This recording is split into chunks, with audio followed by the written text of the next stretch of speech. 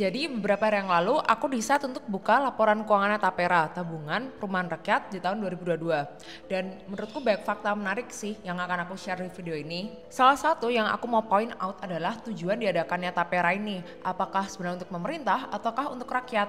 Nah, kalau penasaran, tonton video ini sampai habis ya.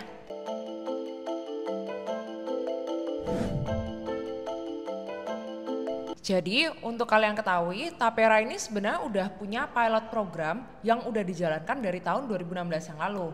Skemanya sama, jadi 3% dari gaji bulanan kita itu akan dimasukkan ke tabungan Tapera, kontribusinya 2,5% dari peserta dan 0,5% dari perusahaan. Sebagai gantinya, nanti tabungan ini dapat kamu gunakan untuk mendapatkan dan membayar KPR dengan bunga yang fix di 5% aja untuk 20 tahun ke depan. Menarik dong. Tapi nggak cuma KPR aja, kamu juga bisa dapat kredit pembangunan rumah yang bisa kamu gunakan untuk membangun rumah pertamamu. Kalau kamu sudah punya rumah pertama, kamu bisa ambil KRR atau kredit renovasi rumah untuk memperbaiki rumah pertamamu. Tapi memang walaupun wacananya ini wajib untuk semua orang, nggak semua orang bisa dapat KPR ini. Karena ini hanya di cap untuk yang gajinya maksimal di 8 hingga 10 juta aja. Nah, tapi rumah yang kita bisa dapatkan itu kayak gimana sih? Jadi di website Tapera mereka juga udah share, contohnya di Jabodetabek ini saat ini cuma ada opsi di Bekasi dengan rata-rata harga rumah di 160 jutaan untuk ukuran 30 kali 60 meter persegi. Selain itu juga banyak alternatif lokasi lainnya seperti di Bandung, Jogja, Palembang, dan yang lain. Harganya pun variatif, mulai dari yang 150 juta hingga ada yang hingga 200 jutaan. Tapi ini pertanyaan semua orang ya, cukup nggak sih sebenarnya tabungan 3% itu untuk sampai dapat rumah? Jawaban singkatnya nggak cukup. Anggap aja Modi punya gaji 8 juta per bulan. Kalau di setahun kan ini jadi 96 juta. 3% dari gaji tahunan tersebut yaitu 2,9 juta. Dikumpulkan dalam 20 tahun totalnya masih 58 juta. Di luar inflasi maupun capital gain yang didapat dari tabungan tersebut. Karena target rumah Tapera rata-rata di kisaran 150 juta, ini pun di luar adanya kenaikan harga properti, otomatis Maudy harus tambah lagi dong kekurangan dananya. Jadi di sini pertanyaannya adalah kalaupun tabungan di Tapera ini nggak cukup, lalu apa sih fungsi Tapera ini sebenarnya? Maka dari itu aku coba analisa laporan keuangan di 2022 untuk cari jawabannya pengelolaan dana selama ini tuh seperti apa. Oh ya, by the way, kalau kalian suka konten kayak gini, jangan lupa ya kasih subscribe dan juga like ke channel ini atau share ke temenmu kalau kalian merasa ini tuh infonya berguna.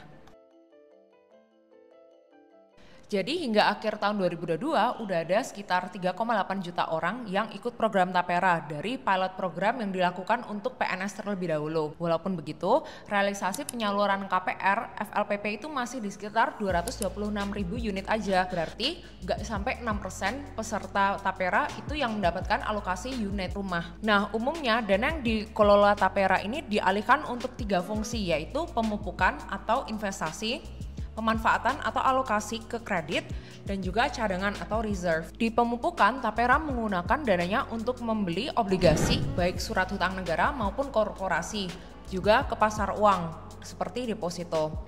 Alokasinya di sini sekitar 73% untuk obligasi dan 27% untuk pasar uang. Untuk pemanfaatan, seperti yang kita tahu, ini dialokasikan untuk KPR, KBR, maupun KRR. Alokasinya sebagai berikut. KPR ada di 24%, KBR di 7%, dan KRR di 69%. Sisanya ada di reserve di sekitar 11%. Oke, aku pause bentar di sini.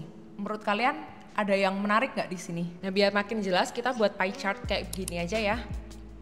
Kalau dari aku ada 2 insight di sini. Yang pertama adalah komposisi KBR dan KPR yang cuma sepertiga dari total pemanfaatan. Karena KBR dan KPR itu fungsinya untuk membangun rumah baru, artinya first time home owner ini masih belum jadi prioritas utama dalam program Tapera. Sedangkan 2/3 dari pengalokasian pemanfaatan ini digunakan untuk KRR, yaitu untuk merenovasi rumah, yang berarti kemungkinannya antara anggota Tapera saat ini belum butuh untuk beli rumah pertamanya, atau pengalokasian rumah untuk orang yang belum punya rumah ini masih belum optimal. Tapi kalau menurut kalian gimana? Kita lanjut yang kedua. Kelihatan dari pie chart ini bahwa pengalokasian dana paling besar itu ke obligasi, terutama surat hutang negara. Dan ini jadi pertanyaan dong, karena apakah dananya ini sebenarnya digunakan untuk membiayai anggaran pemerintah di masa depan? Considering memang banyak prioritas pemerintah dalam waktu dekat, seperti IKN. Tapi ini up to interpretation semua orang, boleh share di kolom komentar ya kalau kamu ada pendapat lain. By the way, kalau kalian suka konten seperti ini, tolong kasih subscribe ya ke channel ini dan juga share ini ke temenmu untuk support channel ini biar bisa makin berkembang ke depannya. Oke, yaudah kita lanjut lagi.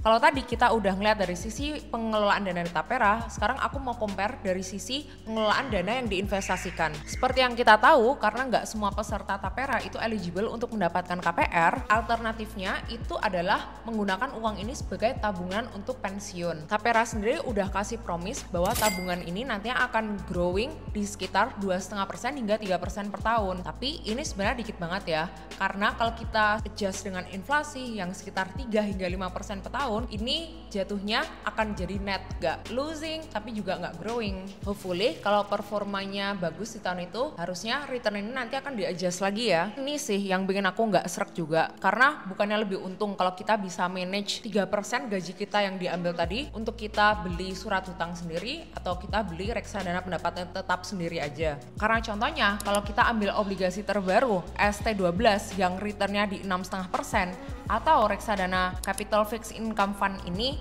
yang setahunnya di 6,8%, itu jauh-jauh lebih untung daripada kalau kita masukin ke Tapera. Menurutku akan jauh lebih cuan kalau 3% gaji kita itu bisa kita alokasin sendiri, akan kita masukin ke produk investasi seperti apa. Yang terakhir, aku coba benchmarking program Tapera ini ke negara lain yang juga punya skema tabungan sosial untuk perumahan atau Housing Provident Fund, yaitu di Singapura dan di Cina. Di Singapura, mereka juga punya program yang mirip namanya CPF atau Central Provident Fund. Menurutku, ini skema tabungan sosial yang komprehensif banget. Karena manfaatnya itu nggak cuma untuk tabungan rumah, tapi juga bisa untuk asuransi kesehatan, tabungan pensiun, bahkan tabungan pendidikan untuk diri sendiri maupun untuk anak. Walaupun begitu, kontribusinya lumayan mahal di 37% per bulan. Tapi 40% dari kontribusi ini tuh sebenarnya dibayarin oleh perusahaan, jadi bisa dianggap kayak dapat uang gratis gitu. Nah, ini juga sih yang bikin aku mikir skema-skema program tabungan sosial di Indonesia tuh terlalu banyak dan ribet. Kenapa nggak semua itu di streamline aja jadi satu? Sedangkan kalau di Cina ini skemanya tuh lebih mirip dengan Tapera karena Housing Provident Fund ini memang dikhususkan manfaatnya untuk rumah dan nggak bisa dicampur-campur dengan yang lain.